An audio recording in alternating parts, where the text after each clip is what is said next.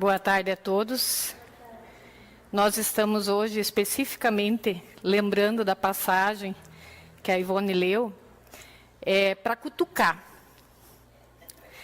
E aí é para cutucar o trabalhador espírita e também a todas as pessoas que hoje aqui se fazem presentes.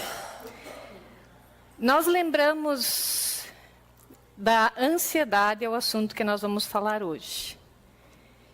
E pensamos na seguinte forma: se nós chegarmos a um hospital e lá nós tivermos atendentes que venham nos buscar, e essas pessoas não sabem nem fazer cirurgia e nem ministrar a medicação que nos seria própria. Como será que nós nos sentiríamos se nós fôssemos os pacientes neste hospital? E aí, nós gostaríamos de lembrar que todos nós, enquanto trabalhadores da Casa Espírita, precisamos lembrar de alguns detalhes bem importantes. A importância do estudo e a importância do trabalho. Do estudo por quê?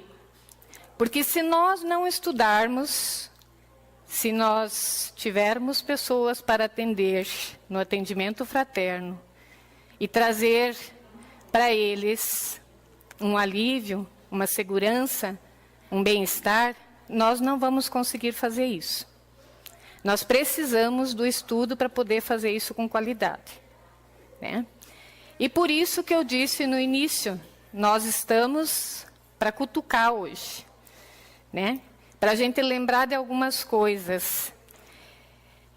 E como nós vamos falar do tema da ansiedade, nós devemos nos lembrar que todos nós temos momentos de ansiedade. Mas se esses momentos de ansiedade, eles nos trazerem prejuízos graves, e prejuízos que podem ser levados para o resto de nossas vidas, nós precisamos pesquisar sobre isso. E aí não só os trabalhadores, aí também quem se traz portador da ansiedade, que traz prejuízo sério, né? E uma das situações, aliás, duas situações que são mais assim consideráveis que a gente tem que se lembrar. Uma delas seria a falta de segurança familiar, né? Quando a família não nos dá a estrutura para que nós possamos estar tranquilos, para que nós possamos nos sentir seguros. Essa é uma das situações. E a insegurança, no sentido de todas as situações que nós temos no nosso dia a dia, de todos os problemas que nós vivemos no nosso dia a dia. E o que traz esse sentimento de insegurança, esse sentimento de ansiedade? É justamente o desconhecido. Se nós desconhecermos aquilo que nós precisamos estudar para nós atendermos bem uma pessoa, nós vamos nos sentir ansiosos, inseguros. Se nós tivermos situações de risco no nosso dia a dia, e não conhecermos aquilo que vem depois, e não nos portarmos como pessoas que precisam vencer desafios, a ansiedade vai tomar conta, né? Todos nós temos momentos de provas, todos nós temos dificuldades nessa vida. E essas dificuldades, para elas poderem ser vencidas, nós precisamos de algumas coisinhas, né? Uma delas é lembrar que a oração é o processo que nos liga ao Criador. Se nos liga ao Criador, nos dá mais segurança. E o problema da ansiedade é a insegurança. Se a insegurança traz ansiedade, quanto mais nós conhecermos, menos ansiedade nós vamos ter. Aí, se nós chegarmos num centro espírita, lembrando de novo dos trabalhadores, numa situação como essa que nós chegamos no hospital, será que nós nos sentiremos seguros? Se a gente chega numa casa e as pessoas nos atendem de qualquer jeito? Se não tem na sua instrumentalização nem o conhecimento e nem aquela bagagem tão importante que Jesus nos ensinou, qual que é? Do amai-vos uns aos outros.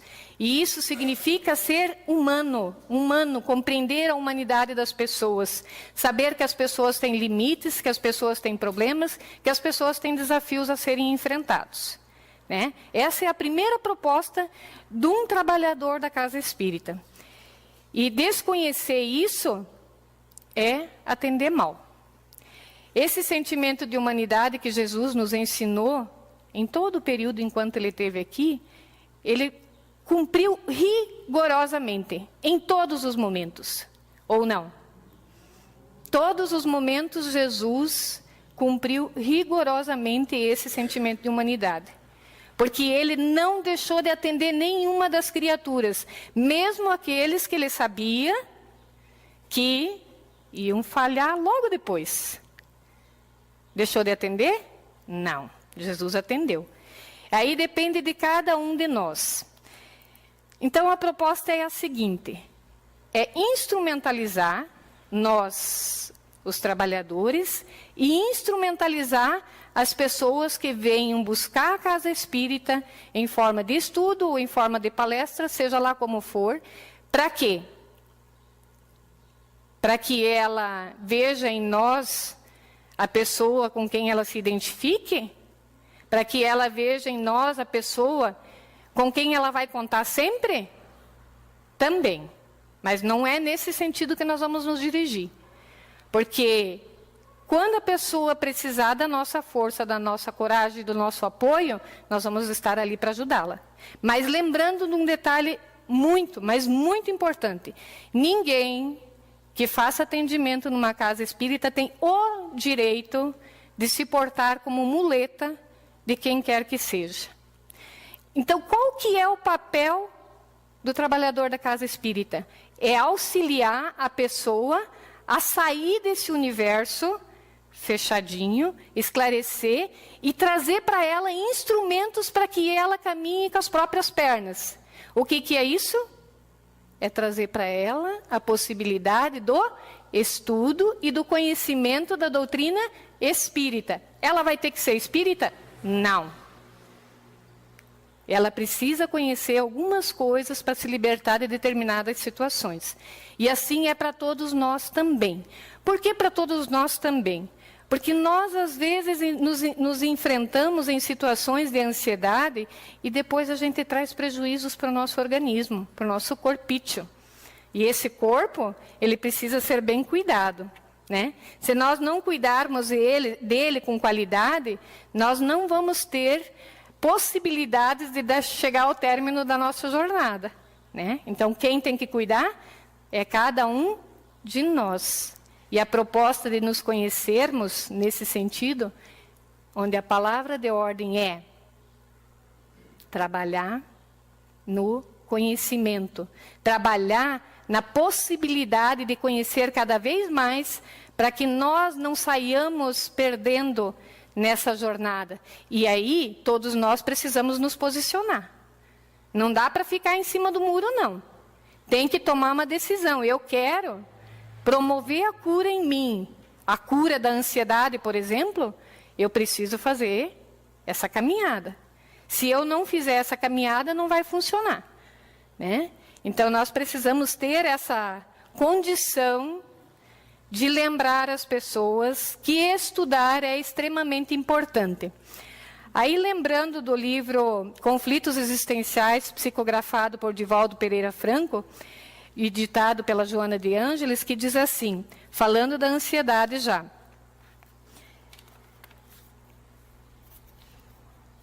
O comportamento ansioso não poucas vezes é estimulado por descargas contínuas de adrenalina, o hormônio secretado pelas glândulas suprarrenais, que ativam a movimentação do indivíduo. O indivíduo tem que estar todo o tempo fazendo alguma coisa, parecendo vitalizá-lo de energia, que logo diminui de intensidade.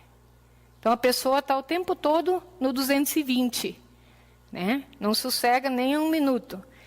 E aí só que tem um problema, que logo depois que essa descarga de adrenalina é ejetada, vamos dizer assim, algumas vezes ela torna-se loquaz, ativo, alternando movimentação que mantenha um intenso trabalho, mas nem sempre esse trabalho é produtivo, por falta de coordenação e de direcionamento.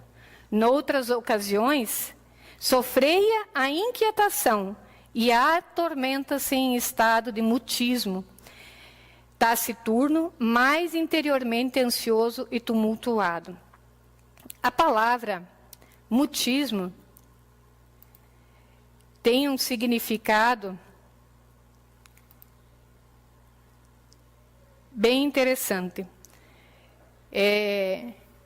A gente viveu um problema sobre essa questão com a nossa filha mais pequena, a questão do mutismo.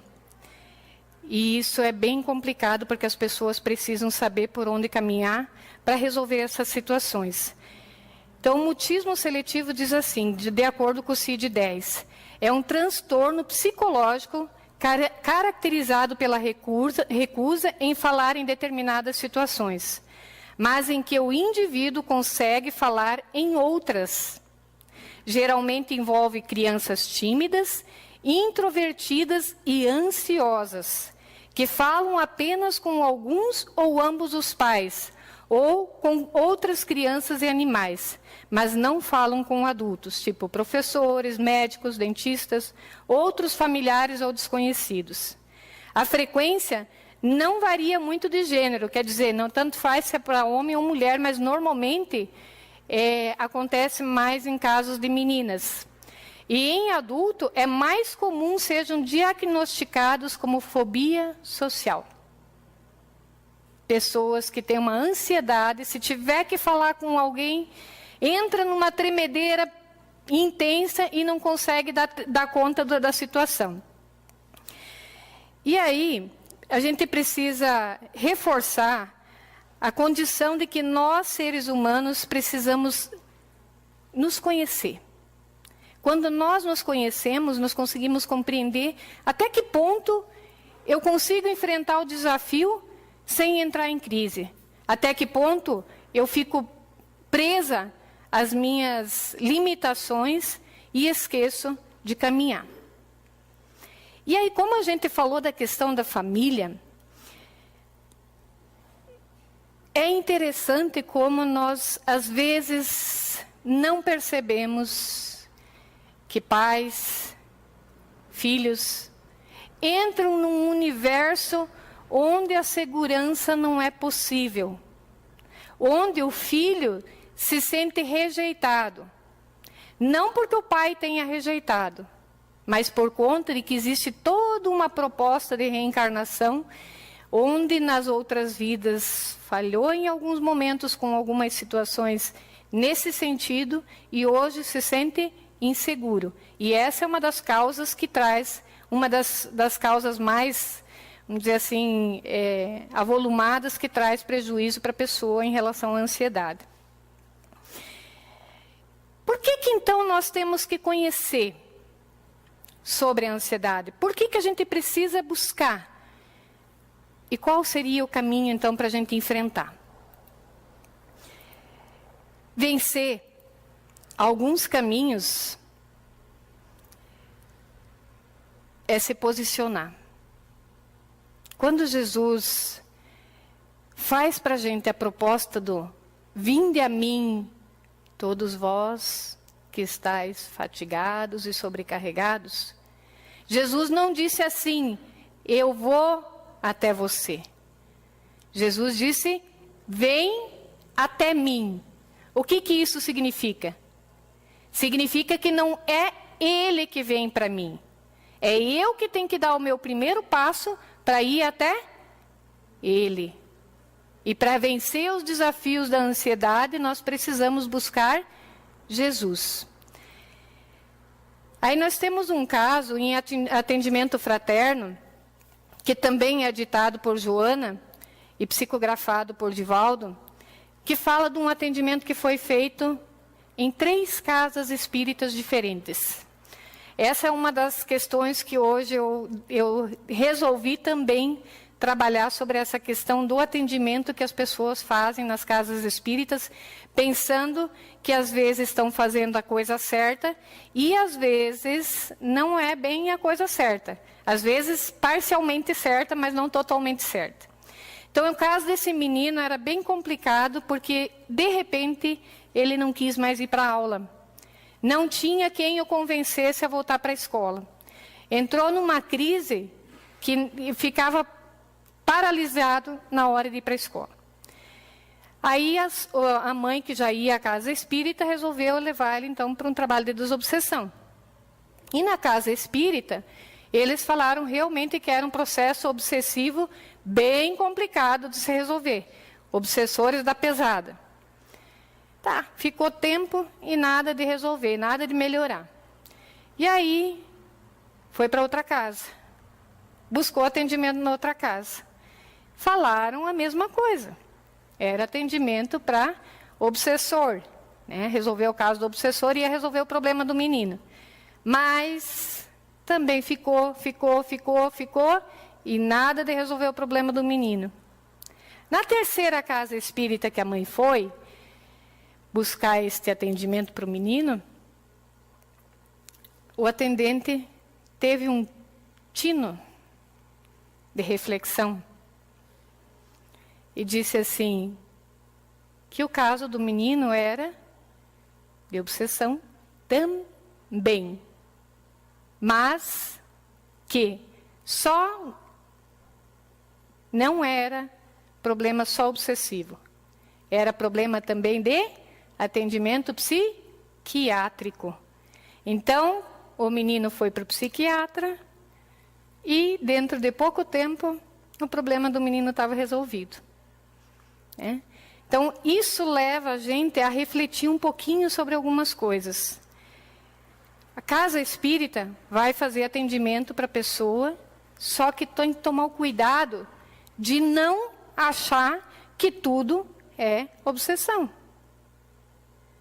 O cuidado de ter na mente que quanto mais nós estudarmos, menos erros nós vamos cometer. Se uma pessoa chega na casa espírita e, de repente, tudo é obsessão, tem que se tomar cuidado. Né? Porque, às vezes, o obsessor somos nós. Às vezes, o problema que causa a obsessão é a gente, né? E aí, o cuidado da gente refletir sobre as situações e não permitir que o trabalho se perca no caminho. E aí a boa vontade, como a gente vai lembrar lá no inicinho, quando a gente falou, as pessoas que estão atendendo lá no hospital têm boa vontade, mas que não sabem fazer os procedimentos. Se o atendente da casa espírita tem boa vontade e não tiver conhecimento, não vai conseguir ajudar. O que a gente vai poder fazer? Vai conseguir fazer com que a pessoa se ligue ao nosso Mestre Jesus e avance, sim. Só que quanto maior o nosso conhecimento nas áreas, mais possibilidades nós temos de fazer um bom atendimento. E aí o conhecimento tem que ser amplo. É dizer assim, eu já estudei o livro dos Espíritos, eu já estudei o livro dos Médiuns, já estudei a Gênese, já estudei não sei quantos livros, enfim.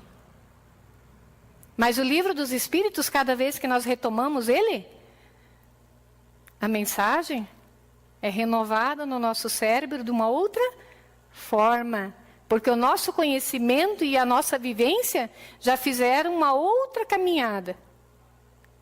Então, retomar estudo não é perca de tempo, não. Não importa quantas vezes eu tiver que estudar aquele livro. Ele só vai acrescentar.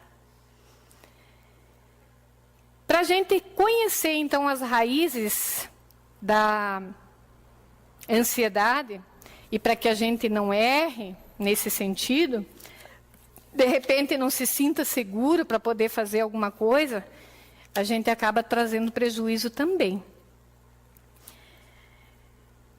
Certamente, o fenômeno tem suas raízes profundas na necessidade de reparação, da afinidade conflitiva, que vem de outras existências espirituais, quando houve desgoverno de conduta, gerando animosidade nos atuais pais e a necessidade de apoio no espírito endividado, que ora se sente rejeitado e às vezes não é rejeitado, às vezes se sente assim. Vem nessa proposta para quê? Para se melhorar, para resolver essa situação. O vínculo com os pais produz segurança. A separação dos pais traz angústia. E aí algumas coisas que a gente precisa também estar vendo em relação às nossas crianças. Porque às vezes eles têm umas atitudes, umas situações assim que a gente não compreende muito bem por que estão daquele jeito. Então, o estado da separação, o estado da angústia, causa um estado emocional próximo ao medo. E esse medo é de perder a afetividade dos pais.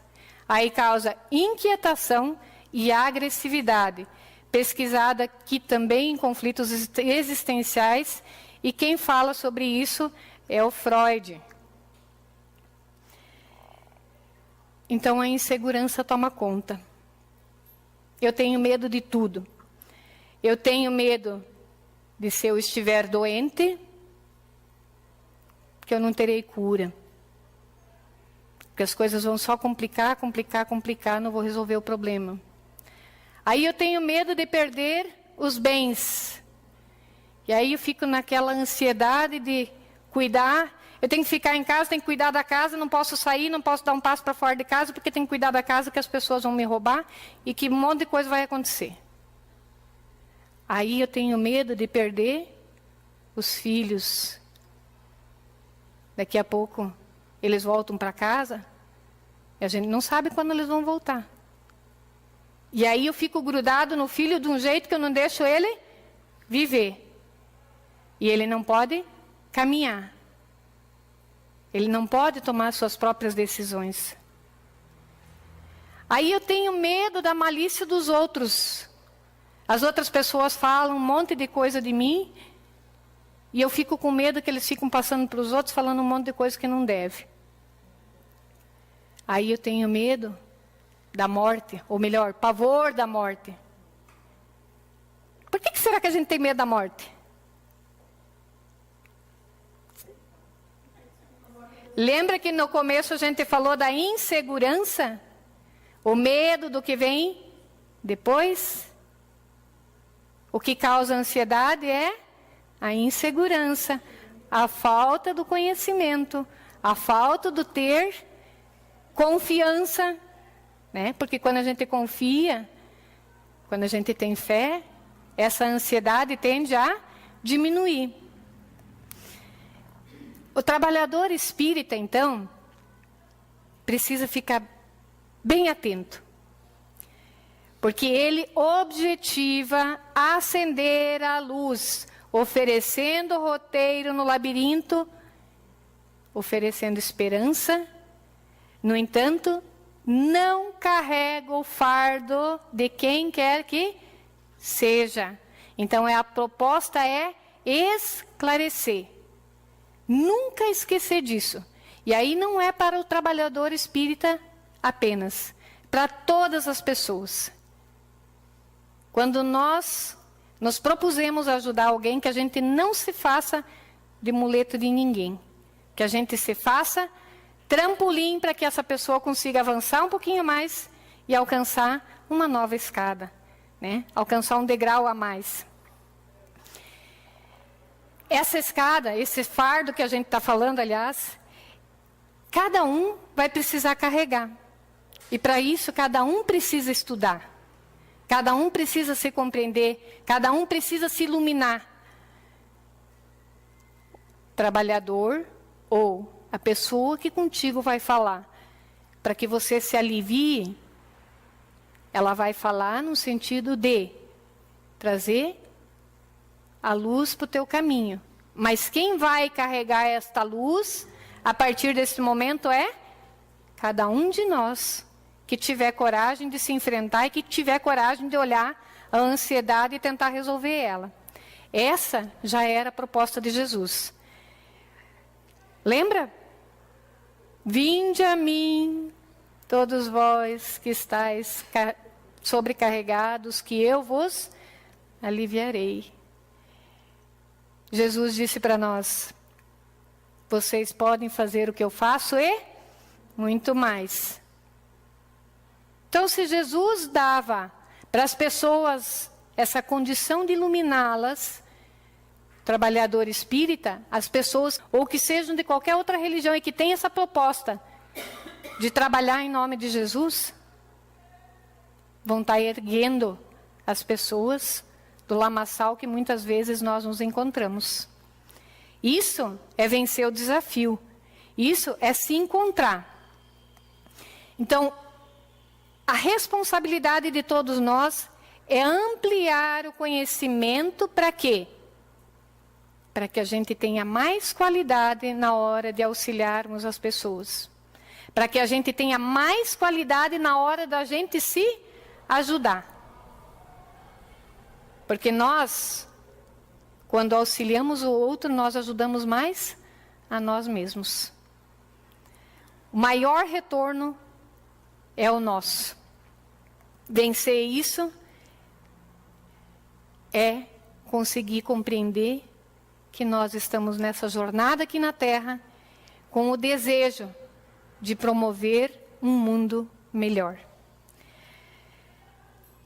Se nós temos esse tipo de desequilíbrio, tipo a questão da ansiedade, bem forte, bem aprofundado em nós, nós precisamos lembrar que, segundo Joana, esse se dá em função de conflitos de outras vidas.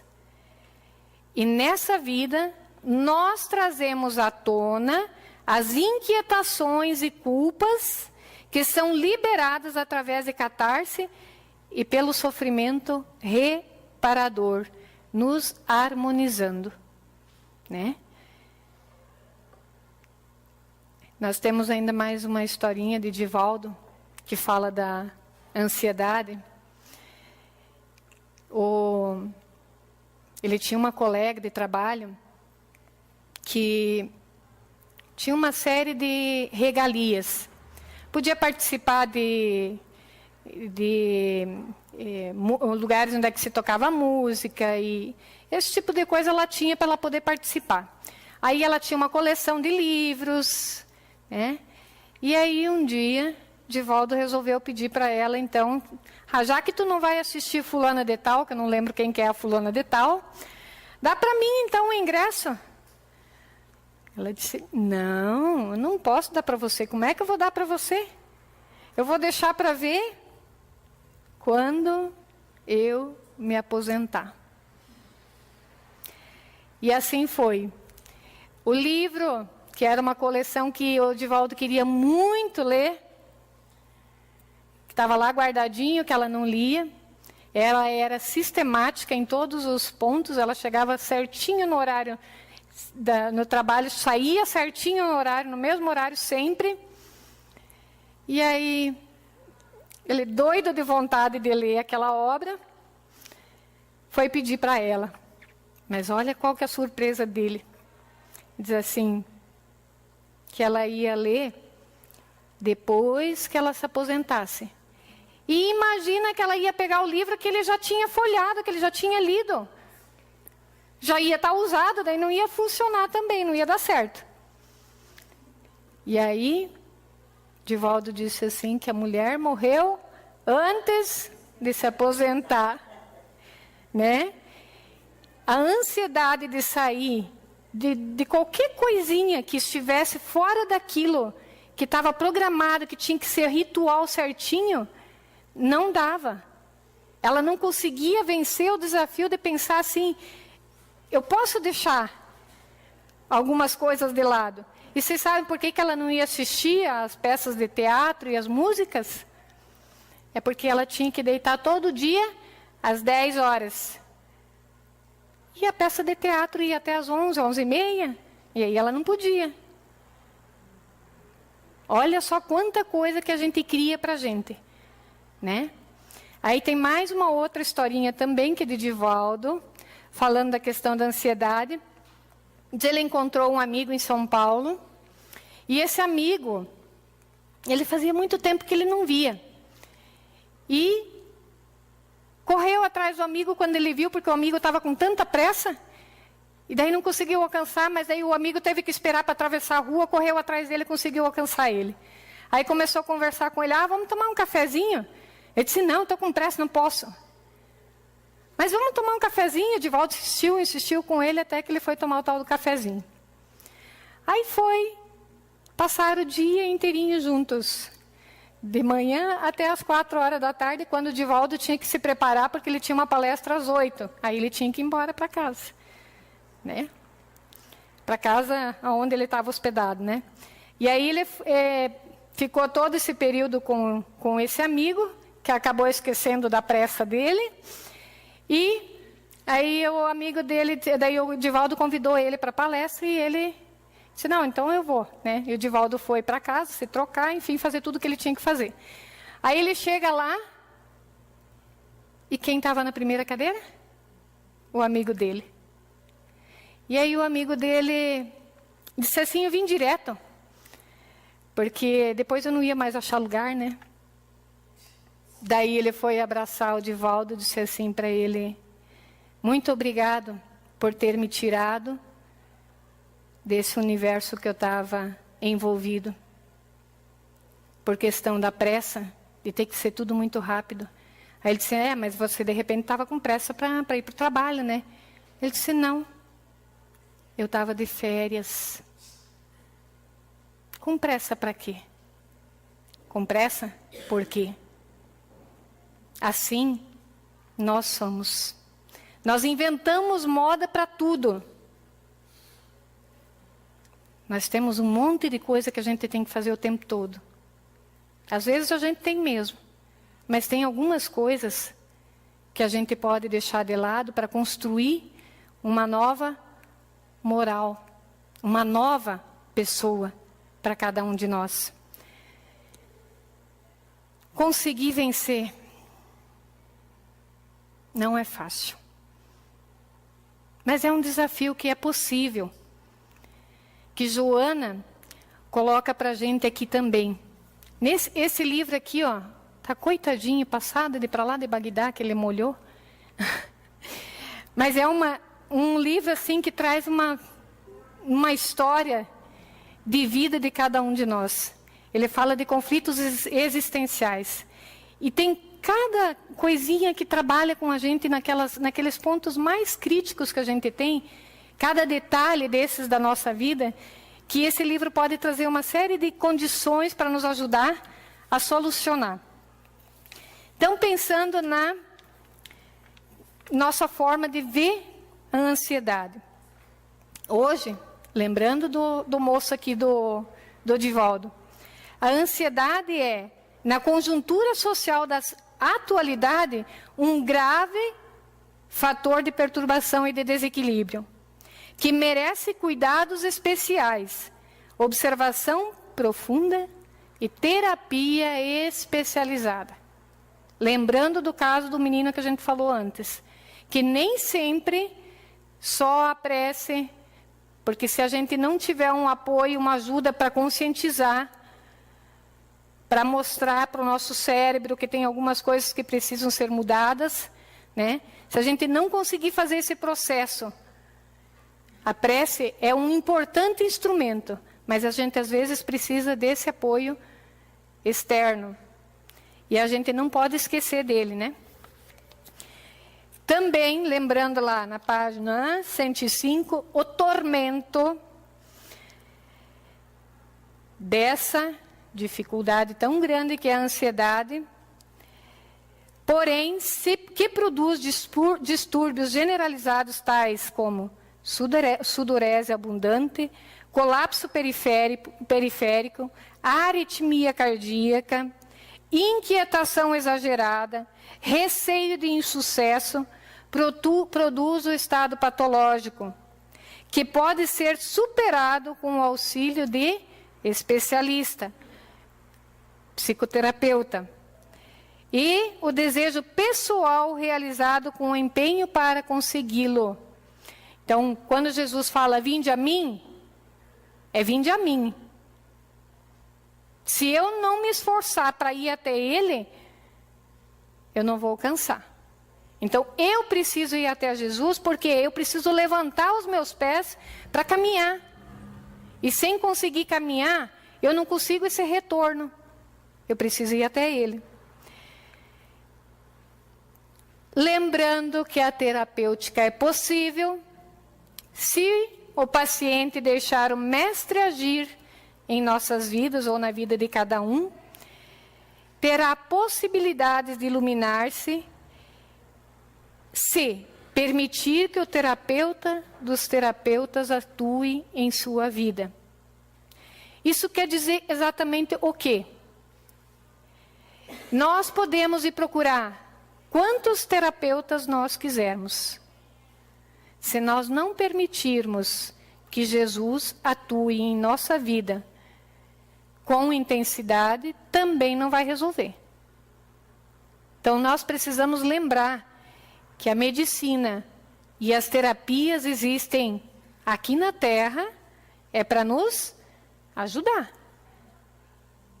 Não para a gente esquecer, achar que machuquei, cortei pedaço do meu pulso aqui.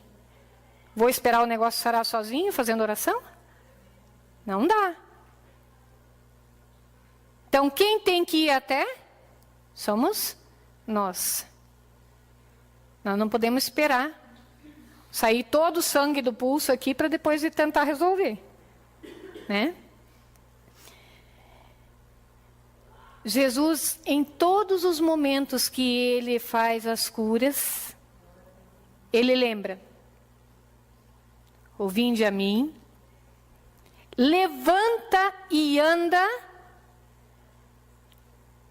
vá, e não peques mais. E a terapêutica pode ser possível. Jesus não falou assim, vem cá, o paralítico. Jesus falou, levanta e anda. Por quê? Então, qualquer terapêutica só é possível se nós nos mobilizarmos. E concluindo, Joana diz assim: as aflições defluentes da ansiedade podem ser erradicadas. Portanto, graças aos cuidados especializados, adicionados à aplicação da bioenergia por meio dos passes e da água fluidificada, que restauram o campo vibratório e revitalizam as células, outros sim, o hábito da oração e o cultivo dos pensamentos dignificadores são o coroamento do processo curativo para o encontro da saúde e da paz. Jesus, o psicoterapeuta por excelência, asseverou no Sermão da Montanha: bem-aventurados os que choram, recuperando-se das culpas e das mazelas, porque serão consolados. Essa é a nossa fala da tarde.